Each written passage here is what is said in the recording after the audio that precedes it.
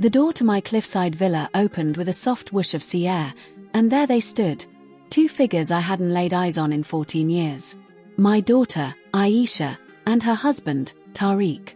Their smiles were thin, practiced, the kind people wear when they've rehearsed in the car on the way over.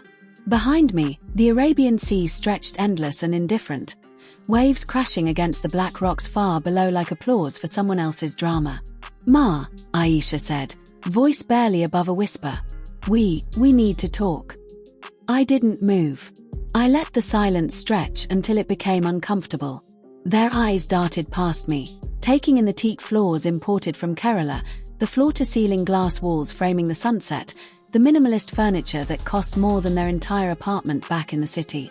Tariq's gaze lingered on the abstract painting above the fireplace, the one I'd bought from a young artist in Kochi whose work now hung in galleries across Dubai. "Talk," I repeated calmly. After 14 years of perfect silence. Fascinating timing. Aisha's lower lip trembled. Tariq cleared his throat, the same nervous habit he'd had even when they were newly married and still pretending to respect me. "Ma, please," Aisha said. "It's important." I stepped aside, gesturing them in with the barest tilt of my head. They entered like thieves assessing valuables. Aisha kept her head slightly bowed, clutching her faded dupatta. Tariq's shirt was wrinkled, sweat stains under the arms despite the air-conditioned drive up the coast. Their shoes left faint marks on the marble. "Sit," I said, pointing to the cream sectional that faced the ocean. They obeyed like children caught misbehaving. I remained standing, arms loosely folded. The villa smelled of sandalwood and salt, my new normal. No more the faint odor of damp walls and kerosene stoves from the tiny flat where I'd once lived. 14 years. Not 12 like some stories say. 14 birthdays ignored. 14 Eids where my phone stayed dark.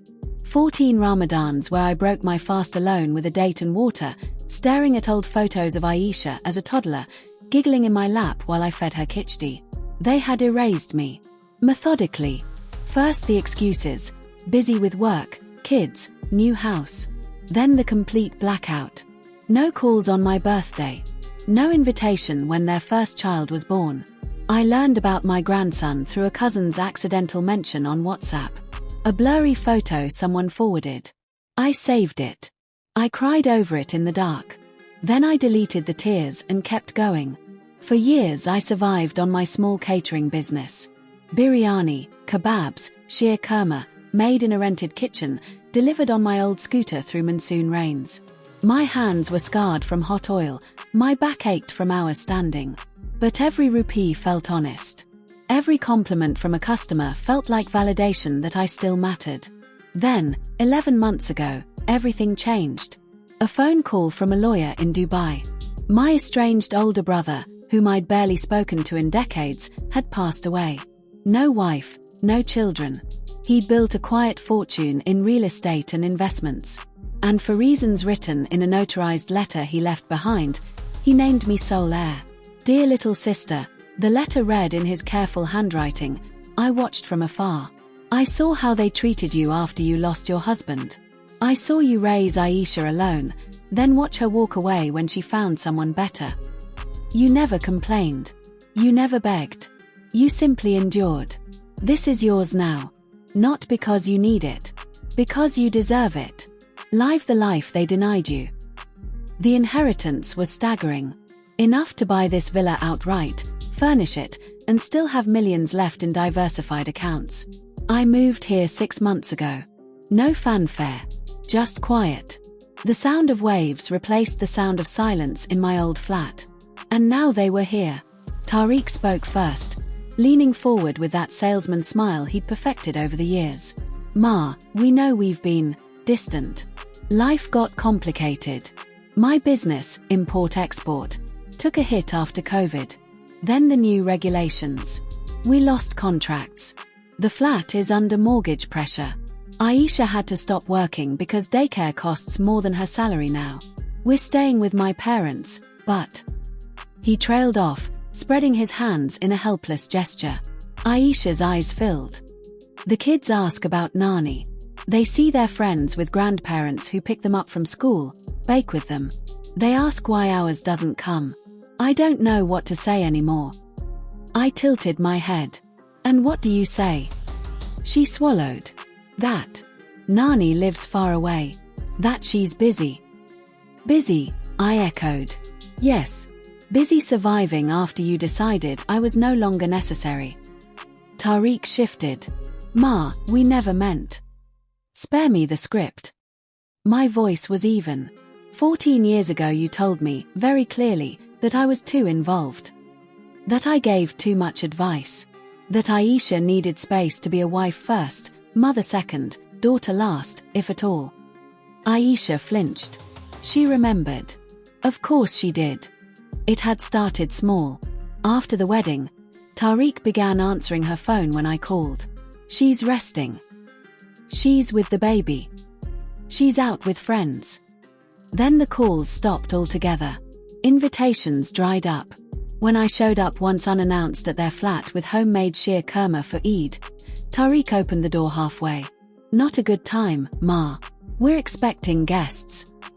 The guests were his business associates. I saw them through the gap, laughing, eating catered food. Aisha stood behind him, eyes down, saying nothing. I left the dish on the mat and walked away. That was the last time I tried. Now here they were. Aisha wiped her eyes. Ma, we're sorry. Truly. We were young. Stupid. Tariq thought. He thought boundaries were important. That too much family interference ruins marriages. And now?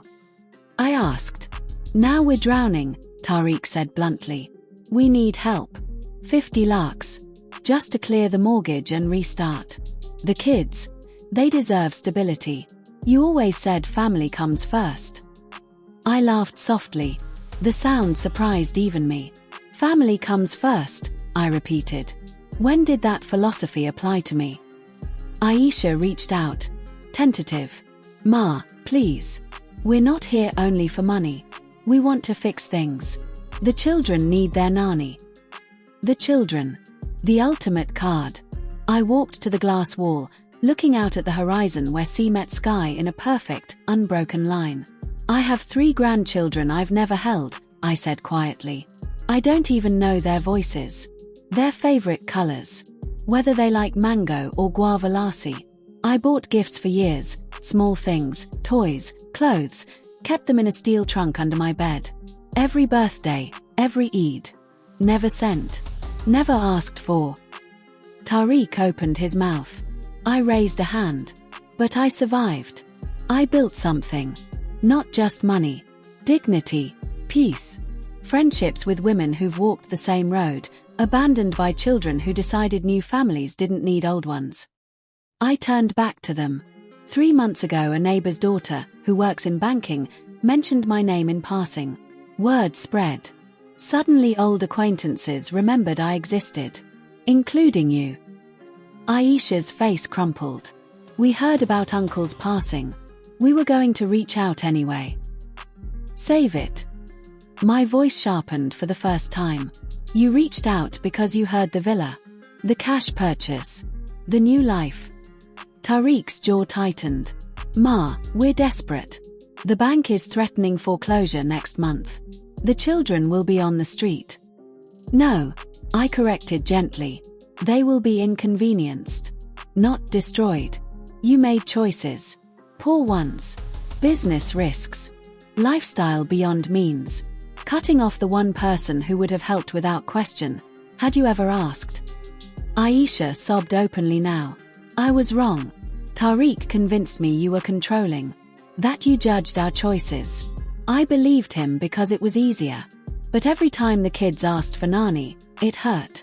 Every Eid without you hurt. I just buried it. I studied her. The girl I'd raised alone after her father died young. The girl who'd once run to me crying over scraped knees, broken toys, broken hearts. Now she was a woman who'd traded that bond for approval from a man who saw me as competition. And now? I asked again. Now that approval has dried up financially, the buried hurt surfaces. Tariq stood. Enough games, Ma. Name your price. What do we have to do? Beg. Cry. We'll do it. Just help us. I smiled, small, sad. I don't want begging. I want truth. The real reason you cut me out. Not the polite version. Silence. Then Aisha spoke, voice cracking. Tariq said, "Mothers-in-law create problems. That you would always side with me against him. That you'd poison the children against him. He said strong boundaries were necessary for a healthy marriage." Tariq's face darkened. "I was protecting us." "You were controlling her," I said. "You saw my love as a threat to your authority. So you isolated her. And she let you." Aisha looked at him, really looked. Something shifted in her eyes. "Ma," she whispered. "I see it now. I see what I lost." "Seeing isn't enough," I replied. "Actions matter. Words are cheap." Tariq exploded. "This is ridiculous. You're punishing us because your ego is hurt. The kids are innocent. The children suffer because of your choices," I said. "Not mine. You built a life excluding me. Live with it." He stepped closer. "You'll regret this. We'll tell everyone, your old neighbors, the market ladies, how you turned your back on your own blood when they needed you." I laughed genuinely this time. They know the truth. They saw me work through grief, through poverty, through silence. They saw me smile while selling biryani in the rain. They know who abandoned whom. I walked to the door. Tariq stormed out first. Aisha lingered, eyes pleading. "Ma, is there nothing? No way back?" I paused. For a heartbeat, the old ache surfaced, the longing for the little girl who'd once called me her whole world. Then it passed. "Forgiveness isn't currency," I said. "And my love was never conditional. Yours was. Live with that." She left slowly, glancing back once. I closed the door. The villa was quiet again. Just waves. Just peace. Later, on the terrace with mint tea, my phone buzzed. A message from my old friend Salma, who'd lost her son to a similar story. "How did it go?" I typed back. "They came. They left. I stayed free." She replied with a heart emoji and one word. "Good." That night I walked the private beach below the villa. Stars above. Waves below. No more waiting for calls that never came. A month later, a simple text from Aisha. "Ma, I'm in counseling. Learning about boundaries, the healthy kind. No pressure. Just, I miss you. Truly. If you ever want to meet the children, even once, I'm ready whenever you are. No strings." I read it. Saved it. Didn't reply. Not yet. Maybe someday. But not because they needed money. Because they finally understood value. Until then, I had the sea. I had myself. I had chosen peace. And peace, I discovered, was the greatest inheritance of all.